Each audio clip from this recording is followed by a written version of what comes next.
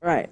I'm certain you have been following this matter of developers and even residents in Sabon Lugbe talking about this move by the FCDA to demolish their properties and also demolishing some of their properties so far. Is there a case here for these persons? To be honest with you, the development at Sabon Lugbe is disturbing.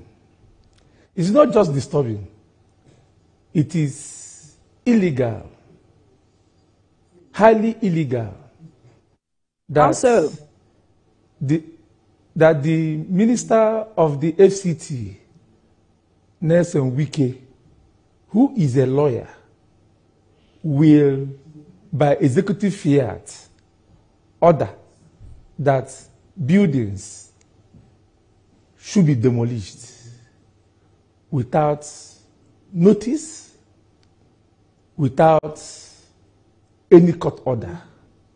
It is highly disturbing, and the developers are ready to challenge Nelson Wike and the administration in court.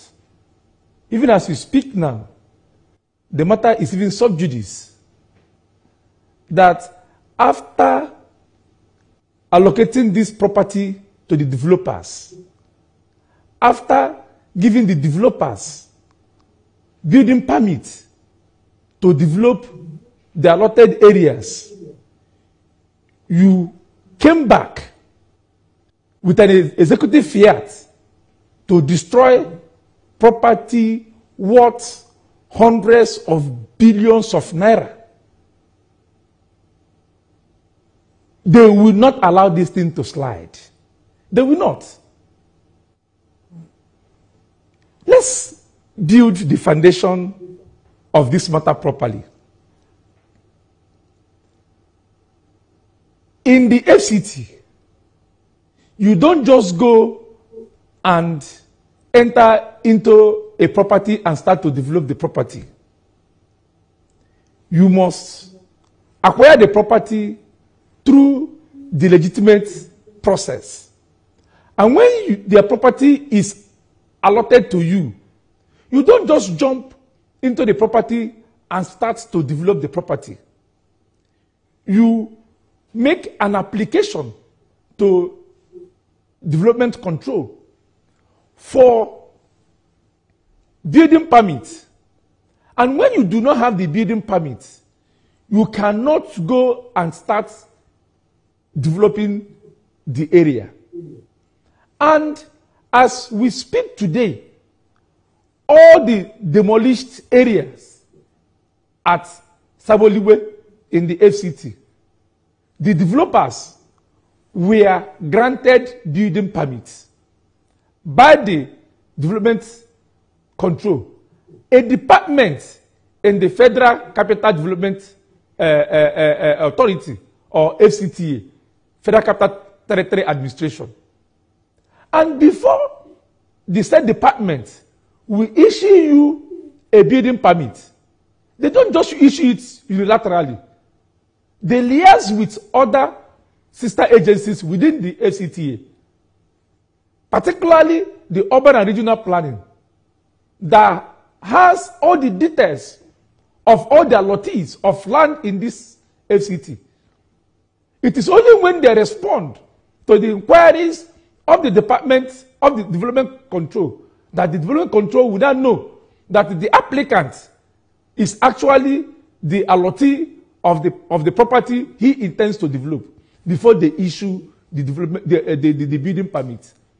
And they have this building permit well issued, duly issued by the Development Control.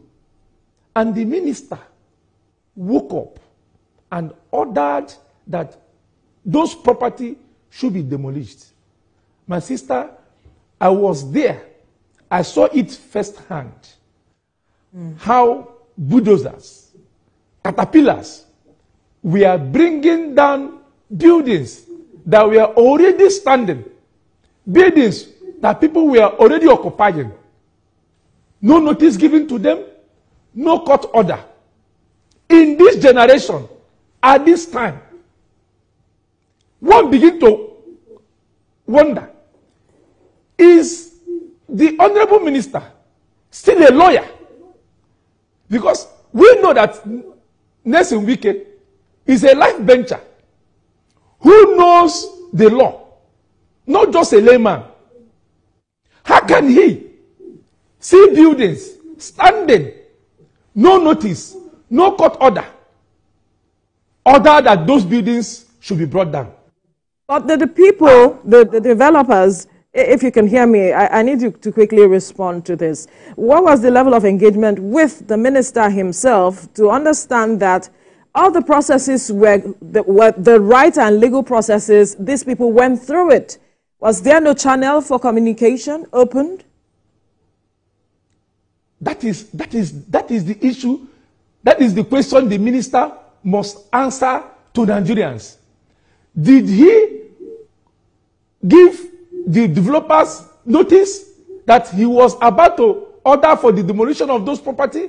He did not. Before we ask the minister, we are asking now for the people who are the developers and the residents who said they went through the legal channels and did everything they were supposed to do. Did they try to open a line of communication with the minister himself? That's the question. That's the question I'm answering. That the minister just ordered no communication whatsoever, none whatsoever, that the place, Sabon Lugbe, should be demolished. No communication whatsoever, nothing. If you, the clip you played before we started this program, you saw the Honorable Minister in that place, and you heard the conversation the minister had with the developers. Will it be at that point that the minister will be asking those developers the questions he asked them? Even at that point that the minister met with those developers, couldn't the minister have arranged for a meeting where he would have sat with the developers and find out how they managed to get those allocations and how they managed to start building in those areas? The minister would have done that, but he didn't do that. He only woke up from the morning and ordered, just like a tyrant. The developers as well could have asked for a meeting if the minister did not request for a meeting. Couldn't they have asked for a meeting themselves? You know, when you wake up in the morning and you saw bulldozers coming to your area to demolish your place, what will you do? You will definitely reach out to the authorities concerned. They did. But they were not granted access to the Honorable Minister. Even as at the time the Honorable Minister came to the site, they had already opened discussions with the authorities, but they were not given access to meet with the minister. All they now saw was demolition of their property. Even as at that material time that the minister came, if you play the clip, the video clip again, you will hear when somebody from the background said, "We are already in court," which means they had tried all they could to get access to the minister, and they did not.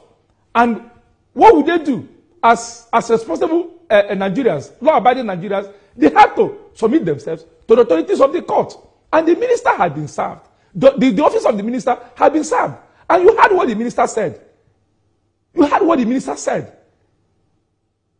So the issue at hand is, even if those developers got those property illegally by an executive fiat that property should be demolished, is it the proper way to do it? Is it the proper channel to resolve the issue? When today Nigeria is faced with housing problems, billions of naira wasted by somebody's not taking the proper steps.